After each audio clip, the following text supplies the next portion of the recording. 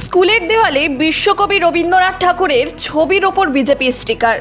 এই ছবি সমাজ মাধ্যমে ভাইরাল হতেই শুরু হয়েছে বিতর্ক। যদিও ছবি সাঁটানোর সত্যতা যাচাই করেনি হিন্দুস্তান নিউজ পয়েন্ট।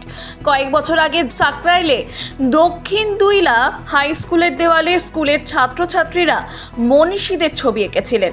রবীন্দ্রনাথ ঠাকুর, নেতাজি সুভাষচন্দ্র বসু, সর্বপল্লী রাধাকৃষ্ণন এবং এপিজে আব্দুল কালামের ছবি। সেই ছবি আজও দেয়ালের জ্বলজ্বল করছে। পথ চলতি মানুষরা দেখতে পান। স্কুলের এক শিক্ষিকা সমাজ মাধ্যমে পোস্টে লেখেন, রবীন্দ্রনাথ ঠাকুরের ছবির ওপর কে বা কারা বিজেপির স্টিকার লাগিয়েছে। গোটা ছবিটাই কুৎসিত চেহারা নিয়েছে। স্কুলের প্রধান শিক্ষক জানিয়েছেন, সমাজ মাধ্যম থেকে বিষয়টি তাদের নজরে আসে। আগের দিন স্কুল থেকে বেরোনোর সময়ও নজরে আসেনি, তবে এই দিন স্কুলে ঢোকার সময় তারা দেখেন স্টিকার তুলে নেওয়া হয়েছে। এই ঘটনা অত্যন্ত অপমানজনক। স্কুলের মধ্যে সিসিটিভি ক্যামেরা থাকলেও বাইরে কোনো ক্যামেরা না থাকায় বোঝা যায়নি কে লাগিয়েছিল বা কারা খুলেছে। ঘটনার নিন্দা করেছেন প্রধান শিক্ষক।